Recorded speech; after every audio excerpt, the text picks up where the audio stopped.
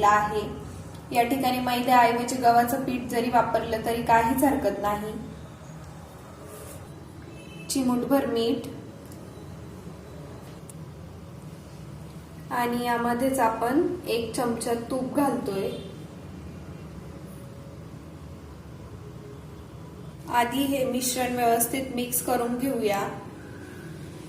हे तूप या मैद्याबरोबर व्यवस्थित मिक्स करून झालं पाहिजे। हे तूप व्यवस्थित मिसळलं गेलं की यामध्ये थोडं पाणी घालायचं। साधारण 1 कप साठी पाव कप पाणी पुरेसं होतं आणि घट्टसर गोळा तयार करून घ्यायचा।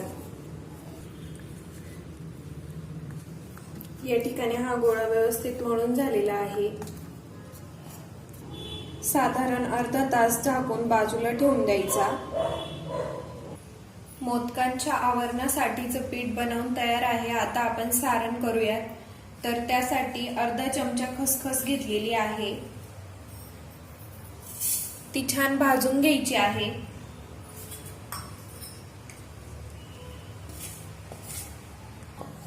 खसखसला थोडासा तांबूस रंग आला की यामध्ये खोबरं घालायचं आहे। खसखस या ठिकाणी व्यवस्थित भाजली गेली आहे। आता 1 कप किसून घेतलेलं ओलं खोबरं घालून घेणार आहोत। 2 मिनिट मध्यम आचेवर परतून घ्यायचं आहे। खोबरं आपलं व्यवस्थित परतून झालं की आता यामध्ये आपण अर्धा कप साखर घालत आहोत।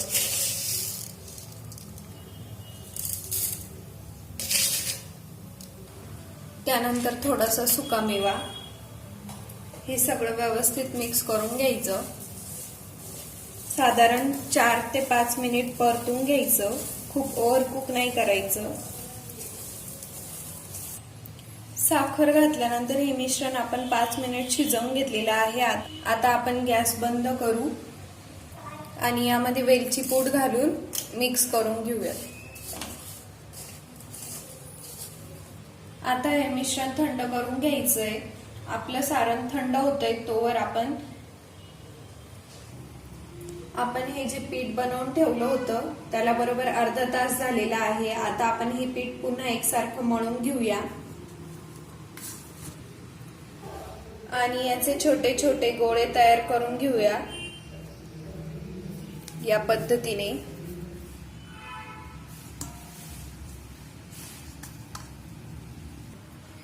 आणि खूप जाडही नाही आणि पातळही नाही, अशी पारी लाटून घ्यायची आहे। ही पारी लाटून झालेली आहे। आपण यात सारण भरून घेऊयात।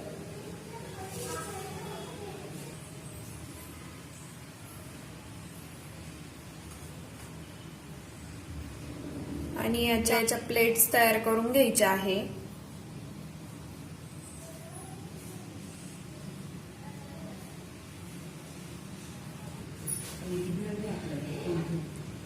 अशा पद्धतीने प्लेट्स तयार करून घ्यायच्या आणि हे व्यवस्थित सील करून घ्यायचं। हे व्यवस्थित घट्ट सील करायचं, कारण हे मोदक जेव्हा आपण तेलामध्ये तळतो तेव्हा ते सुटू शकतात आणि सारण तेलामध्ये जाणे शक्यता असते। आणि याच पद्धतीने मी उरलेले मोदकही बनवून घेत आहे। या ठिकाणी आपले सगळे मोदक बनवून तयार झालेले आहे। आता आपण ते तळून घेऊयात। तेल मध्यम आचेवर गरम करून घेतलेलं आहे आणि हे मोदक एक एक यामध्ये सोडायचे आणि सगळ्या बाजूने सोनेरी रंग येईपर्यंत तळून घ्यायचे आहे। मोदक सर्व बाजूने व्यवस्थित तळले गेलेले आहेत। रंगही खूप छान आलेला आहे। आता आपण हे काढून घेऊयात। तर याच पद्धतीने उरलेले मोदकही आपण तळून घेऊयात। या ठिकाणी आपले तळणीचे मोदक बनवून तयार आहेत। मस्त दिसतायत, टेक्स्चरही खूप छान आलेलं आहे। तर आज वेळात वेळ काढून तुम्ही ही रेसिपी पाहिल्याबद्दल तुम्हा सर्वांचे खूप खूप धन्यवाद। जर तुम्हाला ही रेसिपी आवडली असेल तर लाईक करा, शेअर करा, सबस्क्राईब करा।